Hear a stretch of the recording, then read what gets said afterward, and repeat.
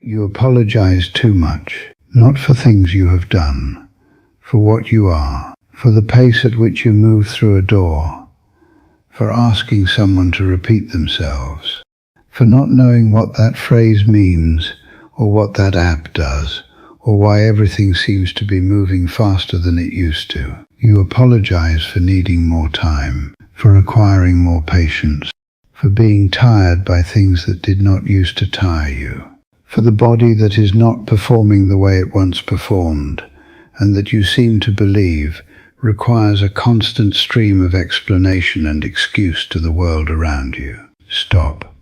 I am 74 years old, and I am done apologizing, and I want to tell you why you should be done too. Before I say another word, if this reaches you today, please like this video and share it with someone who deserves to hear this. Subscribe if you haven't.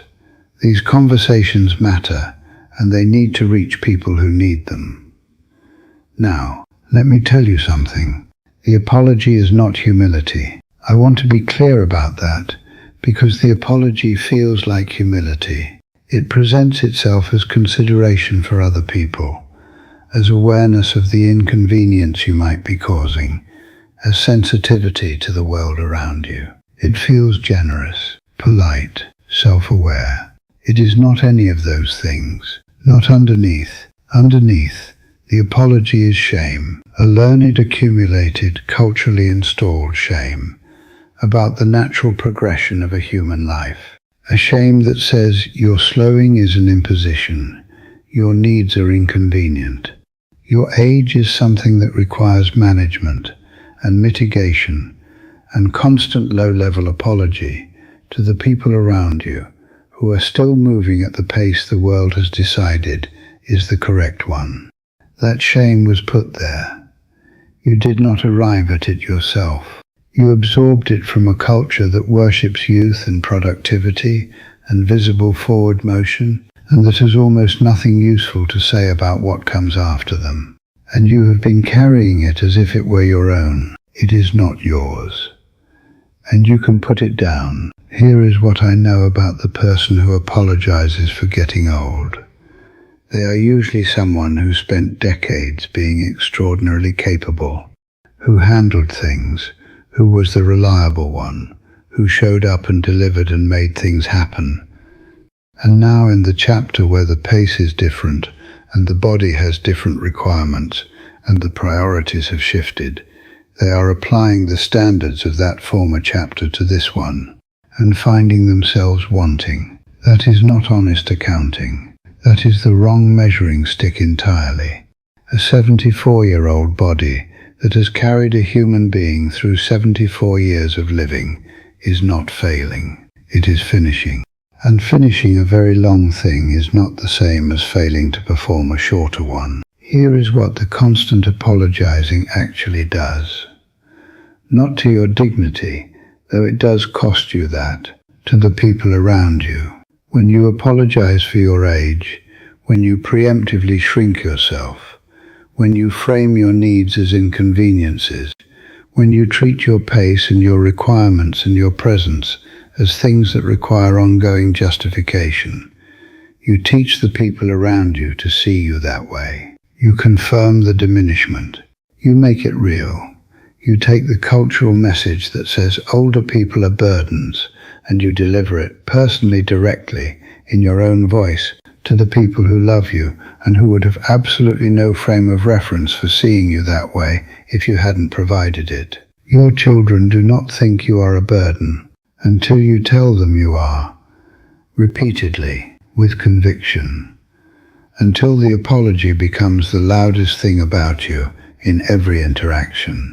I watched this happen to someone I loved, a woman of extraordinary capability, sharp, funny, completely present in every conversation, who spent the last decade of her life apologizing for existing at the pace existence required of her at that stage. And the apology was the only diminishment in the room.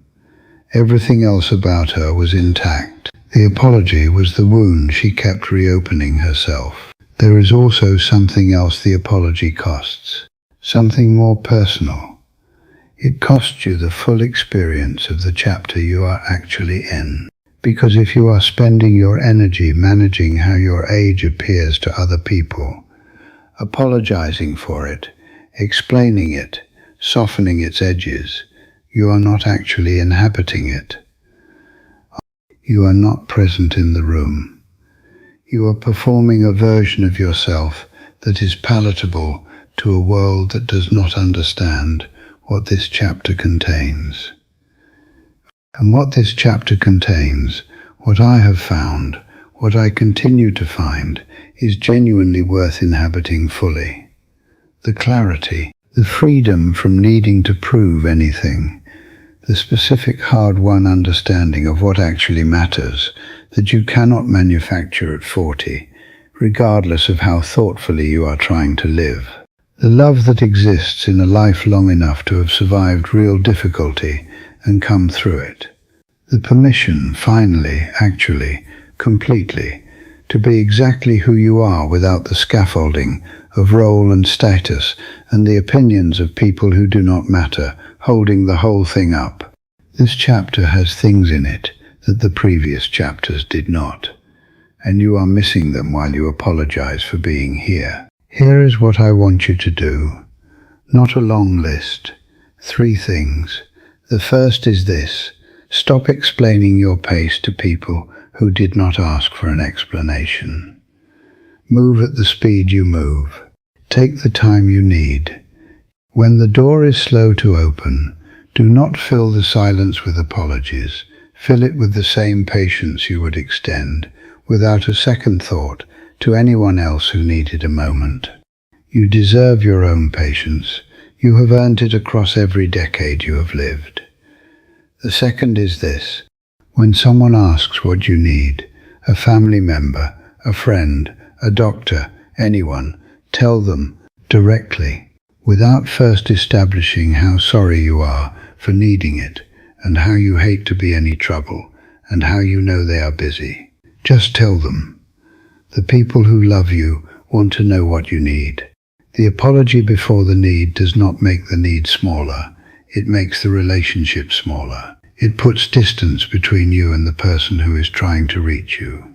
Let them reach you. The third is this.